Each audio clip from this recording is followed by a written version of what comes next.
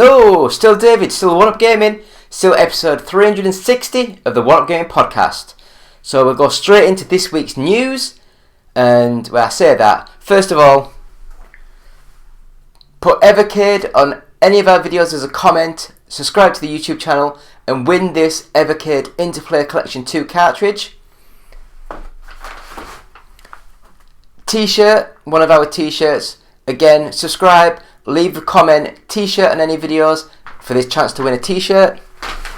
And we have some Steam games and some Humble Bundle games. So just subscribe and leave the comment, either Steam or Humble Bundle, and we'll get those games emailed out to you as soon as we can. So, news. We'll go straight into this week's news. So first of all, Starfield pickpocketing will make things way more intense by playing out in real time.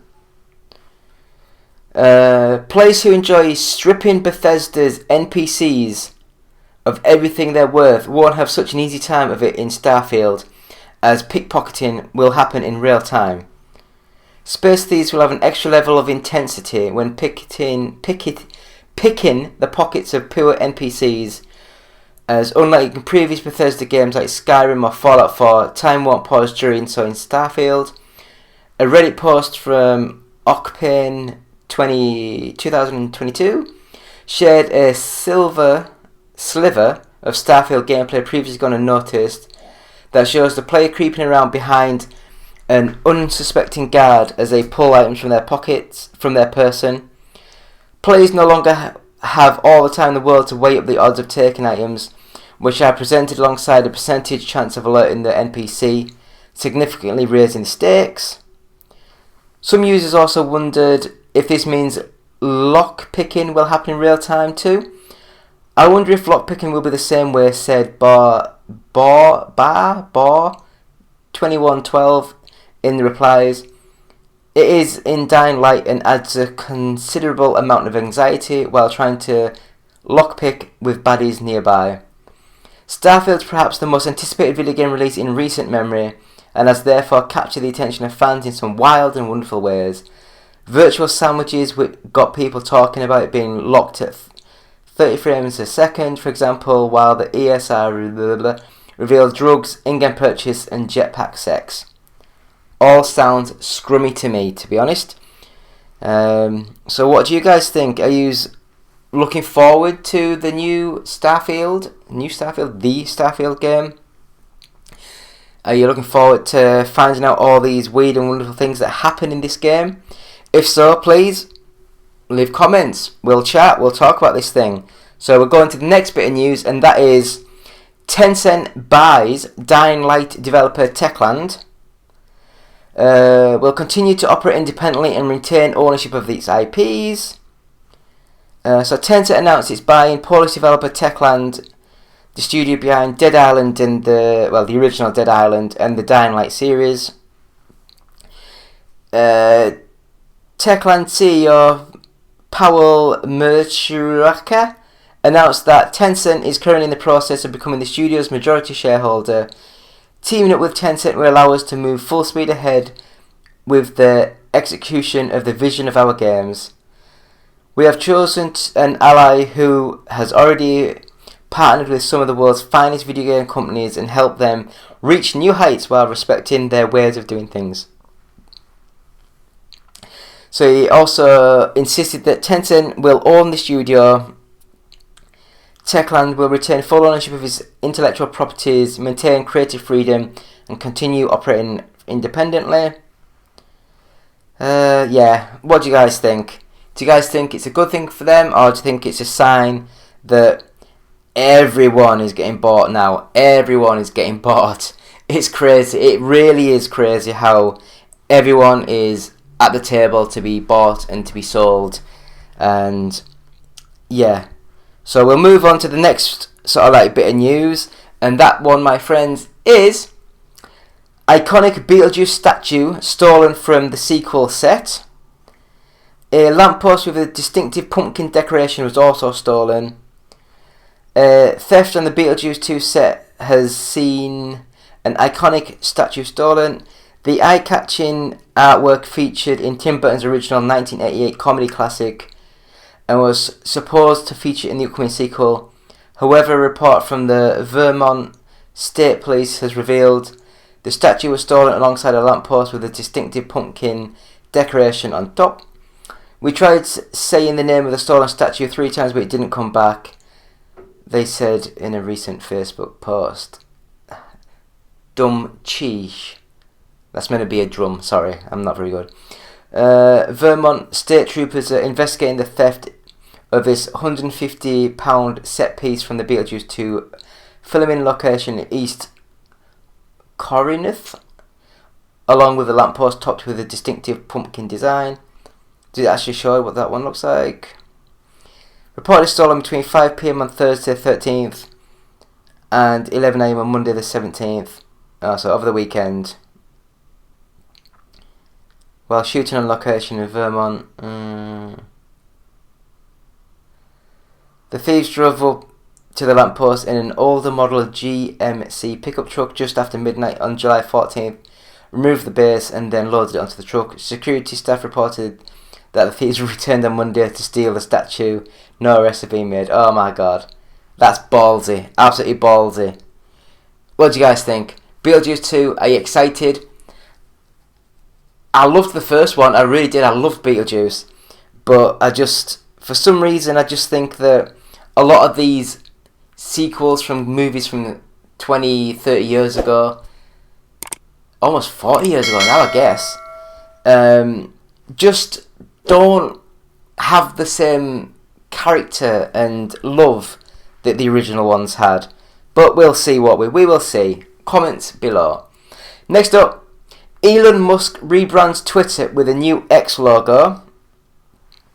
Elon Musk has pushed through a Twitter rebrand with a new X logo that replaces the iconic blue bird logo that launched in 2010.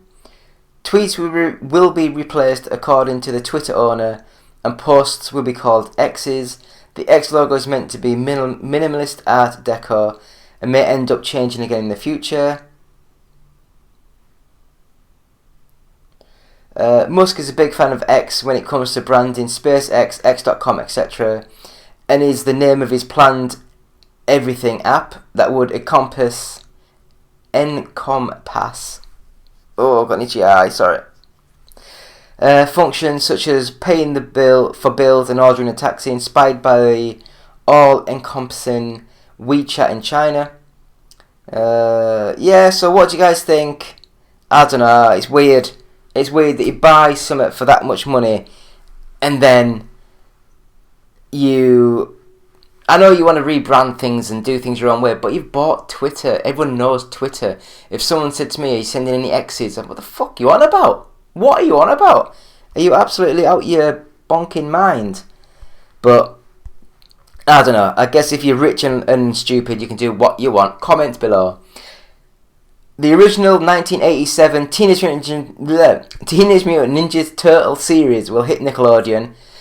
I hope in the UK they're called Teenage Mutant Hero Turtles, but we'll get into that later maybe. Nickelodeon has acquired the rights to the beloved 1987 Teenage Mutant Ninja Turtle series. Oh, I keep saying it myself.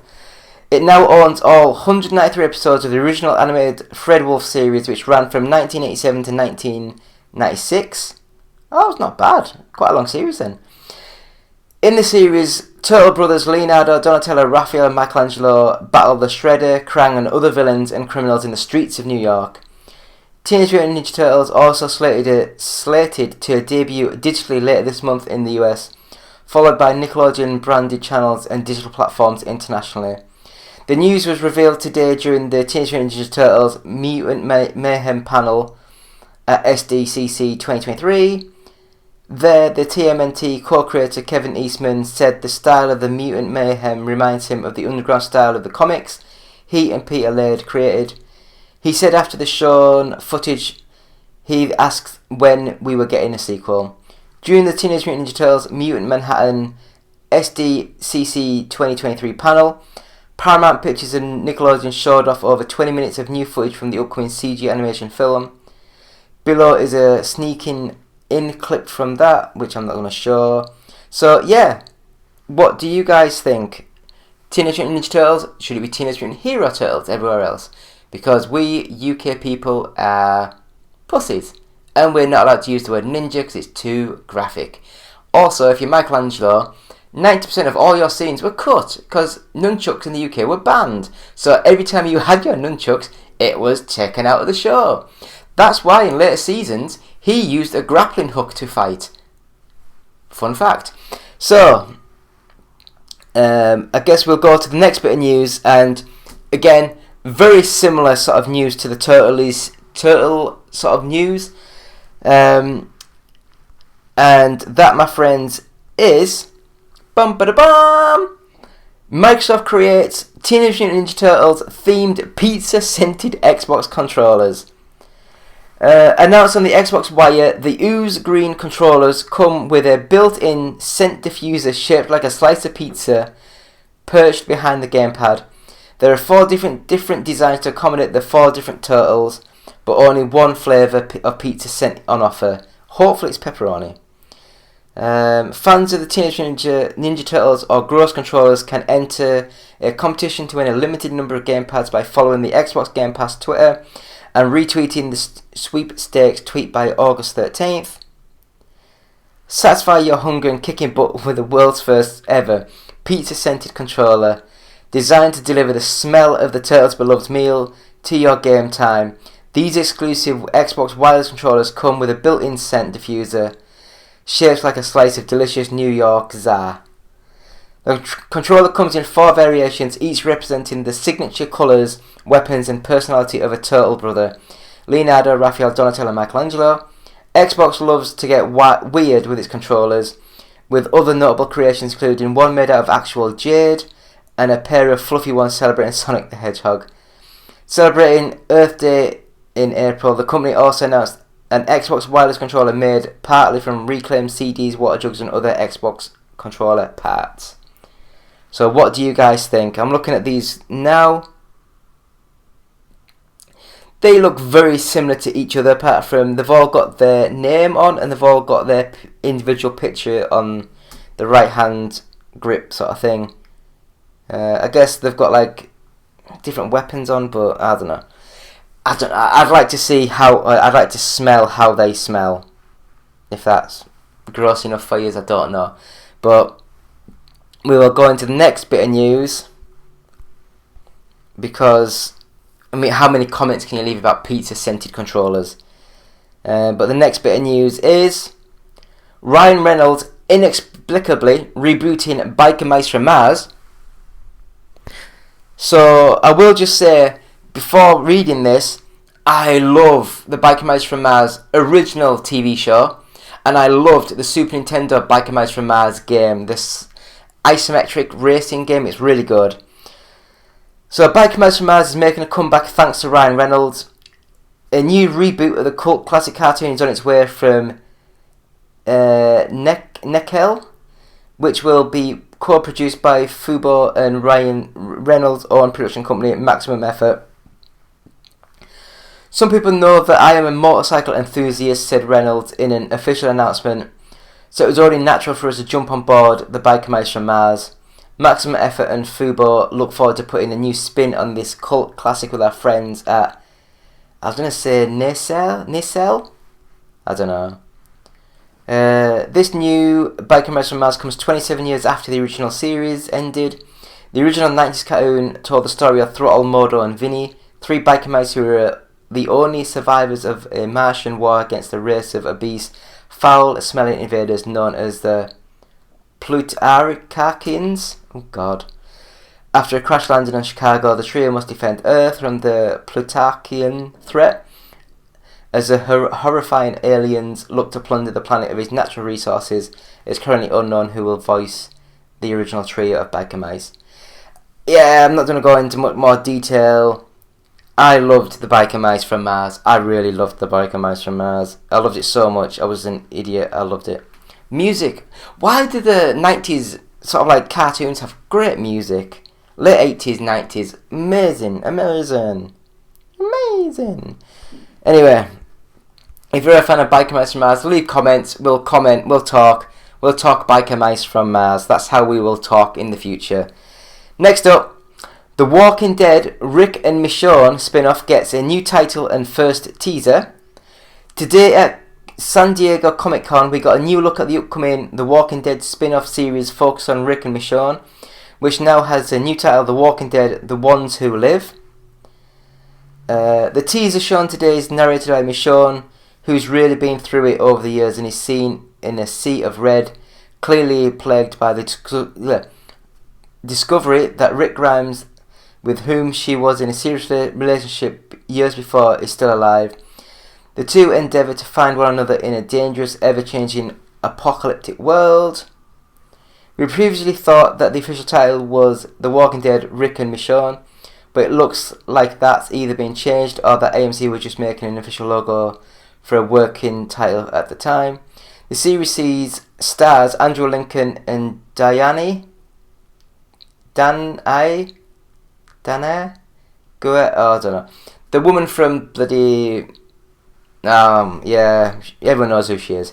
Reprising their roles from The Walking Dead. It is expected to kick off sometime next year. Most notably, we're eager to find out what's happened to Rick, who seemed to die in The Walking Dead Season 9 but was revealed to be alive in the hands of the Civic Republic military in the final season.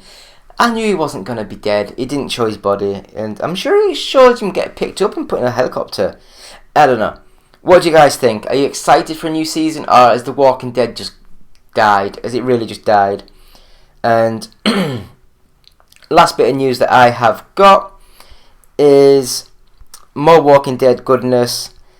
And yeah, so The Walking Dead, Daryl Dixon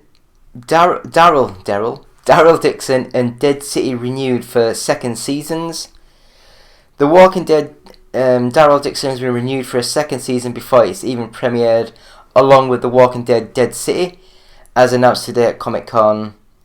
The news came alongside multiple trailers and teasers shown at the panel of The Walking Dead Universe fan watch party, which saw a new official trailer for Daryl Dixon. Why does it say Daryl?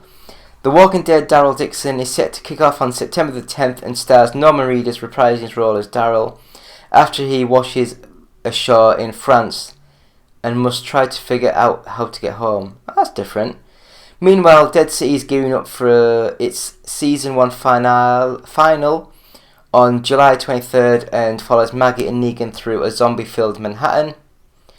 While the main show has concluded, The Walking Dead universe still staggers onwards, with Fear the Walking Dead airing its final season on October 22nd, and The Ones Who Live expected in 2024. Yeah. What do you guys think? Are you excited for more Walking Dead, or do you think it's just done with and people should just end it now? Let us know what you think in the comments. So that is what we've been doing. Well, that's not what we've been doing. That's what the news has been doing this week. We've just been talking about that. We'll have a quick 10-second break and we'll come back with the UK Top 40 chart. So back in a couple of seconds.